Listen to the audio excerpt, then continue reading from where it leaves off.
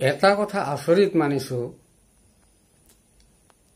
TV সোমনাথনৰ ৰিপৰ্টখন দিয়াতে ইমান দিন লাগে নেকি? মানুহ ৰিটায়াৰ হৈছে, এতিয়া মৰি যাব, কিমান দিন বাচিব? বেছি দিনটো আৰু নাথাকিব। এতিয়া ৰিটায়াৰ হৈছে, সকলোৰে বেমাৰে ধৰিছে, সকলোকে এতিয়া চিন্তাত, পইচাৰ চিন্তাত বহুতে বেমাৰত পৰিছে, কিন্তু চিকিৎসা কৰিবলৈ পইচা নাই। যোৱা বছৰ মাৰ্চ মাহতে কমিটিখন বান্ধি দিয়া হৈছিল, কিন্তু ৰিপৰ্টটা দিওঁতে ইমান সময় লাগিল, সেইটো আচৰিত কাণ্ড। দিব মন থাকিলে তাই ইমান দিন হৈ গ'লহেঁতেন। আমাৰ চৰকাৰো অলপ জোৰ দিব লাগে আৰু দেখিব লাগে যে যিবিলাক ৰিটায়াৰ হৈছে, ৰিটায়াৰ হোৱা শিক্ষকসকল কেনেকৈ চলিব? তেওঁলোকে জানে না নাই যে 1044 টকা, 1200 টকা, 1800 টকা এইবোৰ দি পৰিয়াল চলিব নেকি? পৰিয়াল চলিব। হুলস্থুল চলি আছে, আন্দোলনে আন্দোলন। আমাৰ বেলেগ বেলেগ ৰাজ্যত আন্দোলন, হাজাৰ হাজাৰ মানুহ আন্দোলন কৰি আছে। এইফালে মহাৰাষ্ট্ৰৰ এইপিনে, বিহাৰ, মহাৰাষ্ট্ৰ সেইপিনে বহুত আন্দোলন। আমাৰ গুৱাহাটীতো যোৱাকালি হৈ গৈছে। এইকেইজন অৱশ্যে 2013 চনত চাকৰি পোৱা আমাৰ শিক্ষক শিক্ষয়িত্ৰীসকল আছিল, যিসকলে 13 চনত চাকৰি পাইছিল ME স্কুলৰ আৰু প্ৰাথমিক বিদ্যালয়ৰ। এইকেইজন তাতে ধৰ্ণা দিছিল চচলত, গুৱাহাটীৰ চচলত। এনেকৈ কিমান দিন মানুহ ধৰ্ণা দি থাকিব, আন্দোলন কৰি থাকিব? আমি কিয় এই বুঢ়া বয়সত কিয় আন্দোলন কৰি থাকিব লাগে? আন্দোলন কৰি থকাটো এটা নিয়ম নহয়। আমি আন্দোলন কৰি থাকিম আৰু চৰকাৰ একেবাৰে চুপচাপ হৈ থাকিব, একো কথা নাই। ইমান আন্দোলন, এই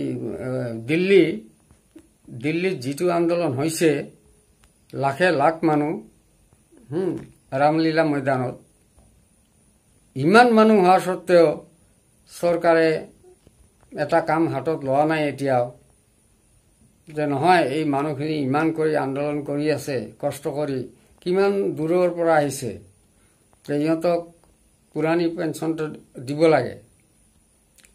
পুৰণি পেঞ্চন OPS, এই OPSটো দিব লাগে। চৰকাৰক আগতো কৈছো আৰু আজিও মই দুনাই কৰজৰে প্ৰাৰ্থনা কৰিলোঁ আমাৰ অসম চৰকাৰ আৰু ভাৰত চৰকাৰক, যে অনতি পলমে আমাৰ এই পুৰণি পেঞ্চন বাহাল কৰক আৰু আমাক জীয়াই থাকিবলৈ দিয়ক। বেছি দিন জীয়াই নাথাকো।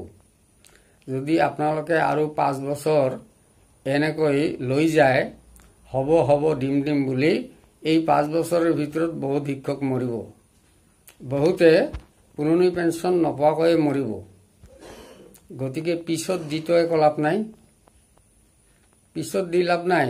আজি আমাৰ 3 বছৰ হৈ গ'ল, কাৰোবাৰ 4-5 বছৰ হৈছে ৰিটায়াৰ হ'বলৈ, মোৰ 3 বছৰ হৈছে। আৰু আমি 1996 চনত এপইণ্টমেণ্ট পোৱা, লিগেল এপইণ্টমেণ্ট। কিন্তু তেওঁলোকে কৈছে যে অভাৰ হৈছে বুলি, যে অভাৰ হৈছে, পোষ্ট আছিল 7টা, দিছে 144টা। এই বুলি আমাক কি কৰিল, দৰমহা বন্ধ কৰি দিলে। দৰমহা বন্ধ কৰি দিয়াৰ পাছত হাইকোৰ্ট কৰিলোঁ, হাইকোৰ্টৰ ৰায় হ'ল। তাৰপিছত কেবিনেটে ডিচিশ্যন কৰি 2006 চনত আমাক ৰেগুলাইজেশ্যন কৰিলে আৰু আমি NPSত পৰিলোঁ। আৰু এতিয়া কান্দি মৰিব লগা হৈছে। এতিয়া চকুৰ পানী মুচি ভাত খাব লগা হৈছে। ভাতখিনি কেনেকৈ যোগাৰ কৰোঁ, ঔষধৰ টকাখিনি কেনেকৈ যোগাৰ কৰোঁ, কি কৰিম, বুৱা দি নোপোৱা হৈছোঁ, কোনো ৰাস্তা নাই, একো ৰাস্তা নাই, চাৰিওফালে কেৱল এন্ধাৰ। গতিকে মহাশয়, আপোনালোকক আমাৰ হেমন্ত বিশ্ব শৰ্মা ডাঙৰীয়া আৰু মোদী ডাঙৰীয়া দুয়োজনে আমাৰ পিনে অলপ চকু মেলি চাই আমাৰ পুৰণি পেঞ্চনটো বাহাল কৰি দিয়ক। ধন্যবাদ।